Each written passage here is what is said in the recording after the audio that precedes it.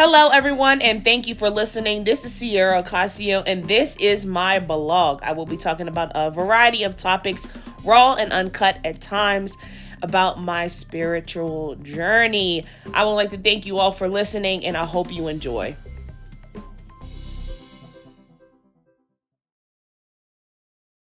Welcome, and thank you for listening to my blog.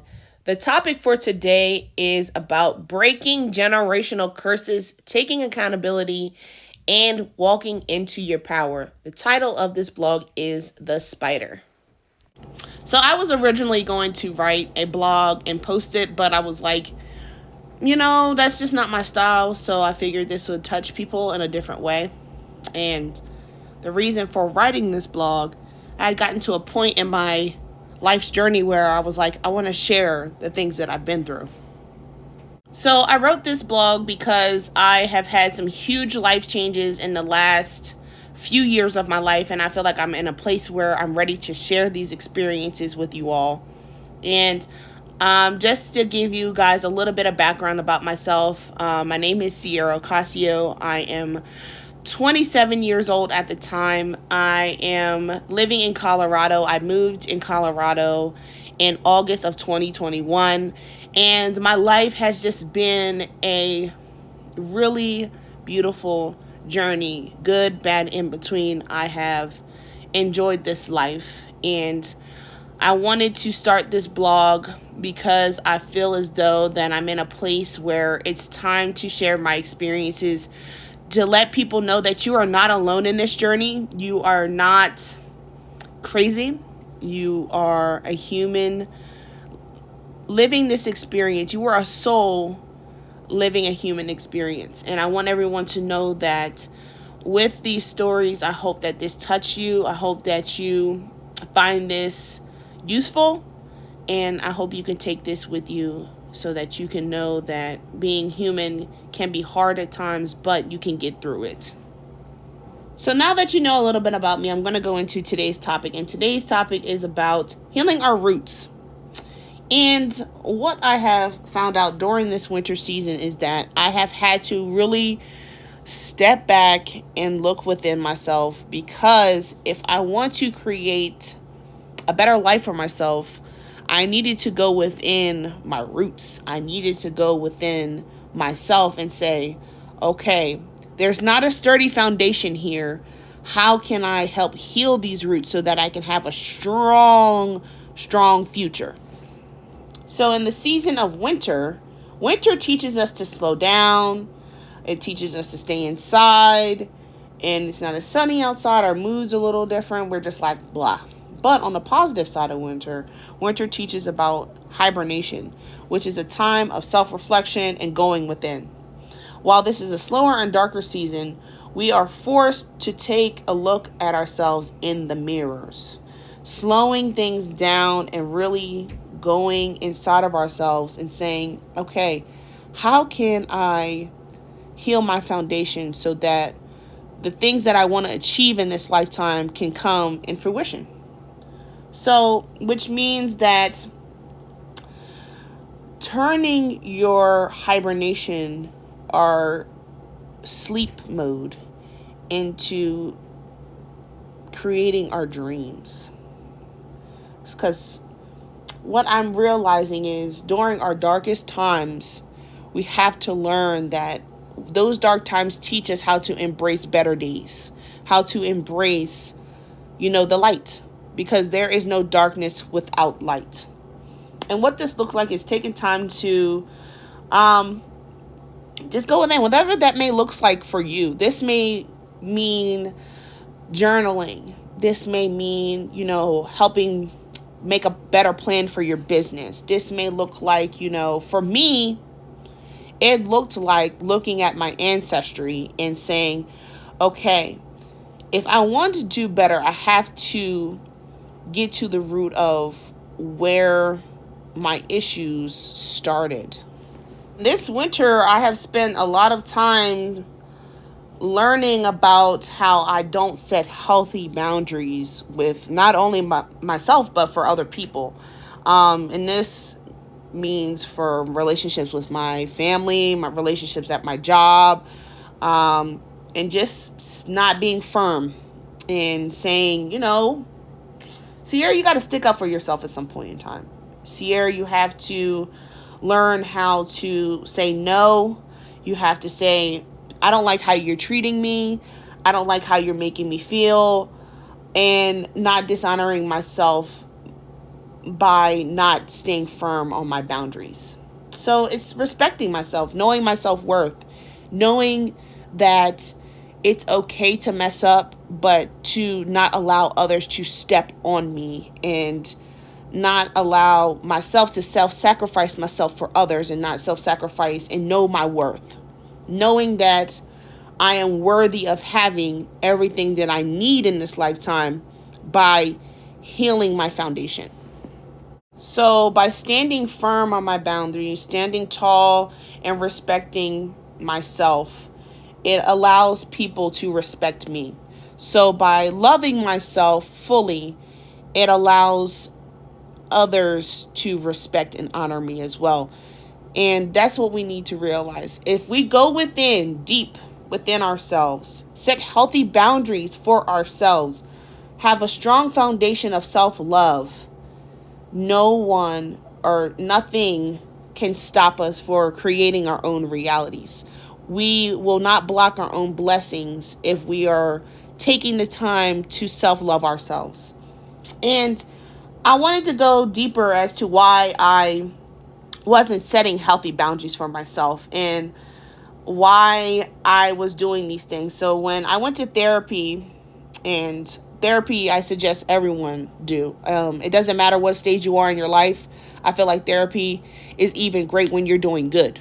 That way, you can have a foundation of having and making better decisions because you have someone to help you get through these steps.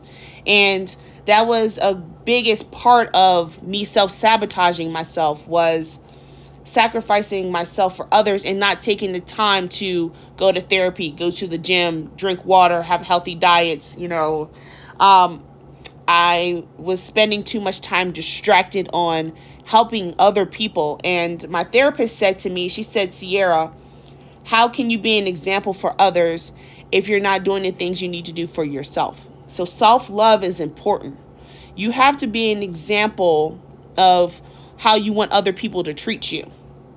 So that was my self-reflection during winter, was I needed to go within and say, Sierra, are you a product of your environment? And that was one of the things we talked about in therapy is, are you a product of your environment? Why don't you set healthy boundaries? Where did these things come from? And for me, it created anger, being overweight. It created, me not honoring myself during my jobs, where I would work at a job and not ask for a raise, or stay at a job for long periods of time and knowing this job was toxic for me. And that was in relationships as well. Staying in a place or staying in a relationship too long to the point where I was completely drained and did not have anything left to give to myself. And that is important. Pour into yourself so that no one else can, take advantage of you. Because what I was doing, I was not loving myself and not setting healthy boundaries with others. So people were just walking all over me, and talking to me any kind of way and treating me any kind of way. But it was a mirror. How did I treat myself? So take a look at your roots. Take a look at your family. Take a look at your job. Take a look at yourself. Take a look at how you're holding emotions in.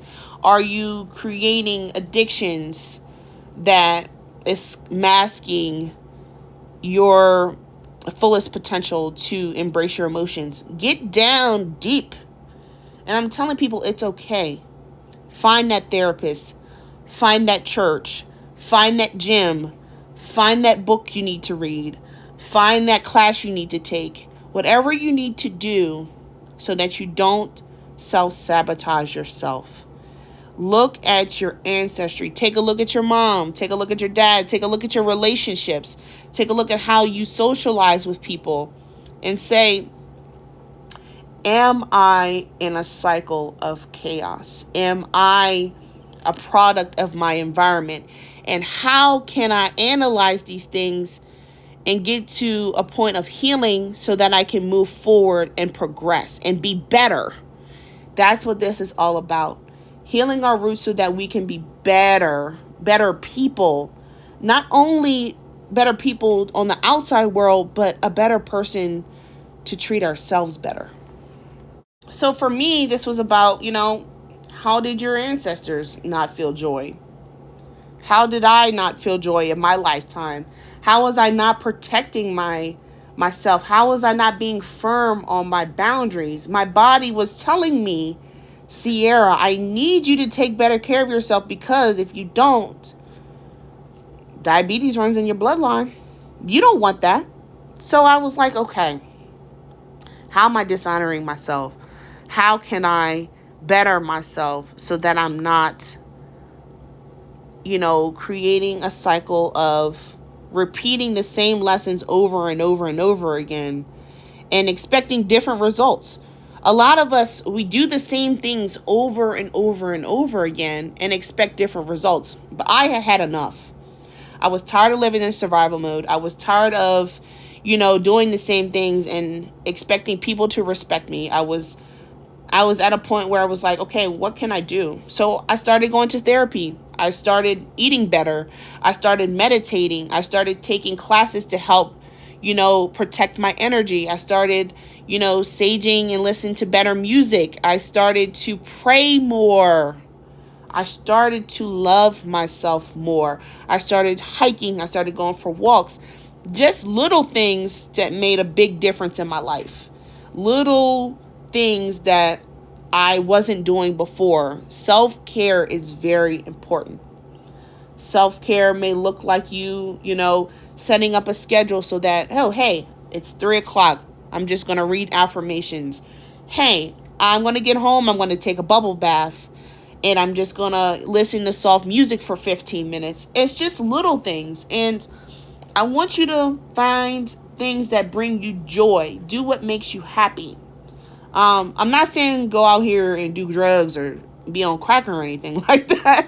But I'm saying find positive things that you can do to help better yourself so that you're not doing this alone. And what I have realized in this journey, I was doing things, I was very prideful. I let my unhealthy ego take advantage of me. And I was like, nope, I'm good. I don't need any help. But I was suffering. I was having an inner battle with myself. And I was expecting other people to treat me better, but I didn't treat myself well. So find a therapist, find someone that you can bounce your ideas. I'm not saying, your friends and your family, like they're great as long as you have a great foundation. But I'm saying find something outside of yourself to ask for help. For me, that looked like understanding who I was. And luckily I had friends that were like, here are some tools that you can use. And I'm going to dig into that in my other blogs. Here's some tools that you can use to help better yourself. And I did those things. I started doing inner child healing. I started doing shadow work. I started meditating. I started drinking more water. I started exercising more. I dumped my ex. I left my crusty job. Things that were no longer serving me or bringing me any joy in my life. I was like, nope, it gotta go. But it took time for me to get to that point. It took years. Even though I'm young, it still took me years. And it's okay. But get to a point where you're like, all right, let me figure out why I'm like this. And for me, it was like, doing therapy, she really helped me process things. And she said to me, like I said before, Sierra, you are a product of your environment. And, I had to take a look at the relationships that I've had, not only in my home, but in school and my foundation as a child. Inner child healing was very huge for me. And understanding my ancestry and like going to the doctor and the doctor says, hey, what are some things that your parents had? Did cancer run in your family? Did heart disease run in your family? And for me, it was diabetes. And for diabetes, it's about sugar. If you think about sugar, it's about the sweetness of life. And if that is unbalanced, that means that my ancestry was screaming self-sacrifice, not having the sweetness of life. And I was like, nope, diabetes stops with me. I am no longer going to take on that responsibility to hold on shame, grief, fear, guilt, and not stepping into my power. I take my power back, and I'm not going to create illness. So I'm going to live a life of joy. And whatever that looks like for you, live a life of joy, because when we internalize our emotions and when we internalize things and not let them out, not let them go, it creates illness. So take accountability, set healthy boundaries, find that therapist, do whatever you need to do, whatever that may look like for you. And ask questions for yourself. For me, it was questions of, why don't you feel worthy of heavy boundaries? Why don't you feel like it's not okay to speak up for yourself? Why do you put others first before yourself? Why do you get permissions and allow bullcrap to manifest into your life? Why? Ask these questions to yourself. Get a journal. Journaling for me may look like me going outside and meditating, because journaling, I'm not the best at writing things down. I mean, I might use my notepad on my phone, but journaling is great for some people. Find positive affirmations, go find classes, and I'll put a couple of links down in the bottom of my blog to help people with, processing your emotions, and take a class of, maybe go to yoga. Find something. And self-reflection is analyzing who you are, and that you're not repeating the same cycles over and over again. Not learning the same lessons, but learning them and saying, okay, I learned this lesson. What's the next lesson? What can I do better next time so that I'm not repeating? Because what us humans, we adapt to things so much that we don't realize that, okay, this is not working for me. Take a step back and saying, what is not working for me? And what do I need to heal so that I can move past this lesson, so that I can have better lessons, so that I can have better, better moments in my life? For me, it was, allowing people to just squash me and take everything from me. I was like, here, take it all. I want you to be happy, but I suffered in the end. And how many of our ancestors have done that? How many of our families have you seen your mom or your dad work that 40-hour work week and have nothing left to give? So how can you create a healthy foundation? Like, start that business, start, that blog, like how I did. Start something, create something. Create a better life for yourself by analyzing your wounds, analyzing that shadow parts of you. What do you need so that you can become better? What tools can you take so that you can become better? So for me, I went down my ancestry and I was like, let's clear this trauma here. Let's clear this karma here. Let me be the last person in my family line to stop the cycle of chaos. And in my hibernation phase, in these winter months, I was like, you know what? I don't want to keep doing the same stuff. So I wanted to take accountability. Sierra, you are your own problem. And by you being your own problem, you are not allowing yourself to live a worthy life. You are not living to your truest potential because you're hindering yourself, because you're putting others before yourself. And there's nothing wrong with being selfish as long as you have healthy boundaries and balance. It's about balance. So be present. Live your life in the present moment. Don't think about, don't think too far ahead. but dig deep into your past, analyze it, and say, okay, this didn't work for me then. I'm doing the same thing now. So how can I let go of aspects of myself so that I can live a better life? And it's hard. It's hard. It's hard to take a look in the mirror. So I'm saying, find tools and find that person to help you get through these things, because it took that for me. It took therapy.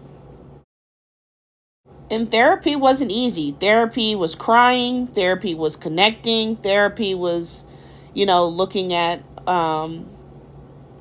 my family line and how things just didn't work out for them, and how it was, okay, so this didn't work out for any of us. It didn't create a better life for us. What can I do to break these generational curses? So, just connect with yourself. Connect and shift your reality. And right now, I have been going into phases of reconnecting and connecting with people, and it's been a crazy cycle. But I was on the phone with my friend a few weeks ago, and both of us were, we were in a funky stage. We were like, we're learning the same lessons here, but we don't like it. It's just like we thought we had gotten to a point of, acknowledging that we were, in a cycle of chaos. But because we didn't set firm boundaries and we didn't learn from our last, it was coming back up in a different form. So we were sitting there and we were talking on the phone. We were complaining. We were just going back and forth about our drama, because we're human. We all have drama. We all have issues. And I was going back and forth with her. She was like, girl, I just seen 3 spiders in my house. And the guy that she was dating at the time killed them. I was like, oh no.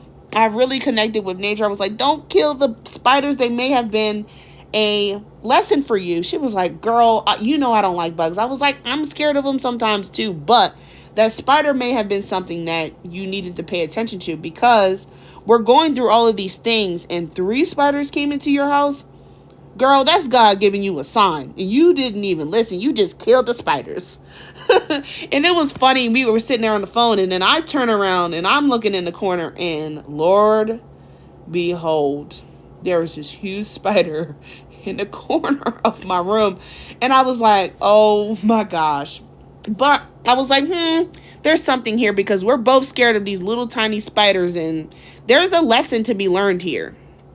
My intuition was telling me there was something here with these spiders, and both of us needed to hear the message that was given. And there were times where I would have a fox run across the road every time I drove home from work, and I started to realize that there was messages here. I started seeing 444, 222, all these angel numbers. So I was like, all right, you got to pay attention to these synchronicities, because there's a message here.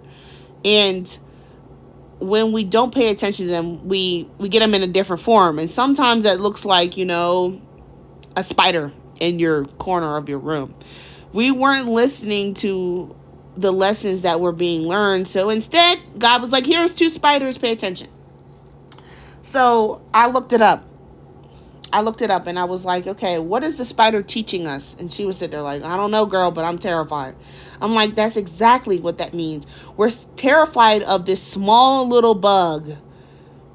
But it was just like, take a look at what's going on in our lives. We're complaining about all of these things. We're living in fear over something so small and minute, where we can really go within and say, okay, we're scared of these things, but let's get through this. How can we let go of our fears so that we can get to the next step in our lives? We're sitting here complaining. That's not doing anything good for us.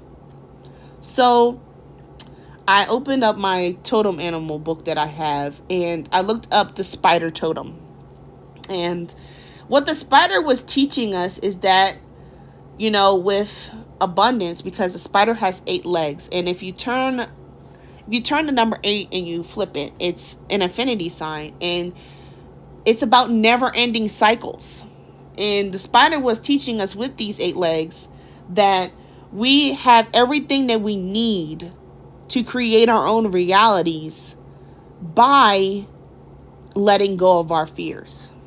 And I was like, It took for us to get spiders in our house, but dealing with our fears and letting them go, analyzing them, and getting to the root of our problem. Our problem was we were living in so much fear that we weren't even embracing the blessings that we already had in front of us. We have all the tools that we need to create a better life for ourselves. We're complaining, but we're not doing anything about it. So, what brings us joy is what the spider was telling us. And I looked up the angel number and I added all the numbers of the legs of the spider. Because if you think about numerology, you add everything up and you get it down to one number. So the number 6 was teaching us about creating your own reality. It was teaching us about loving ourselves unconditionally, creating balance and grace in our lives, to let go of anger so that we can live in alignment with ourselves and our dreams. And I was like, all right, we hear you, God, we hear you. We get the message. And it's healing our roots so that we can be closer to who we need to really become. And it's not continuing to live in fear and not blocking ourselves from the abundance by being ungrateful, by living in a state of fear and letting go of fear, analyzing our ancestry, analyzing the things and the lessons that we learned from our past so that we can create a brighter future for ourselves. And it's about being grateful and living in your truest form, being your true self and not letting anybody squish that for you. So if you feel those triggers, if you feel those, lessons, recycling and resurfacing, take this time. Heal your inner child. Be proud of what you've done. Take a time and do shadow work. Create affirmations for yourself. Drink water. Exercise. Let go of that toxic relationship. Let go of that toxic job. Do not live in fear. If it's not serving you a purpose, let it go. Let go of that anger. Let go of all of those. Let go of those traumas and find ways and find things that you can do to help you get through these things. Do not do things alone. Find a community. And they say that you just deal with it on your own. No. Love yourself enough that you can create a community that is safe enough that you can process your emotions, process your triggers, heal them so that you can move to the next step. I would like to thank you all for listening. Heal your roots. Take this time so that you're in your hibernation phase. When spring comes, your flower will bloom. Set healthy boundaries for yourself. Let go of all your burdens, all of your fears. Create that journal. Write down your emotions. Do whatever you can to live a positive life. Find something that brings you joy.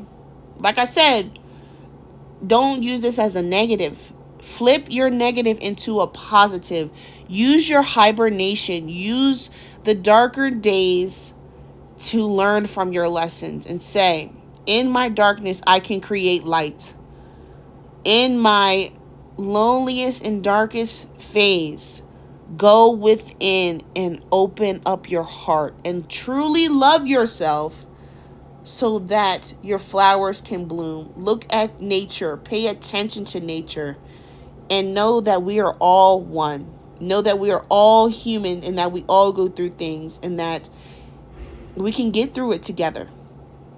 So let all those emotions out. Have a good cry. Have a great week. Set good intentions for yourself every day so that your roots can be healed. Your ancestors will be proud of you and be grateful for even the little things that you have so that you can create a better life for yourself. I would like to thank you all for listening, and I will see you in my next blog, and I hope this blog serves you well. Thank you all for listening. I appreciate you all tapping in. You can catch me on Instagram at FairyDustAW444. My email address and my information is there for personal bookings and readings and shamanic healing. Thank you all for listening. Catch you next time.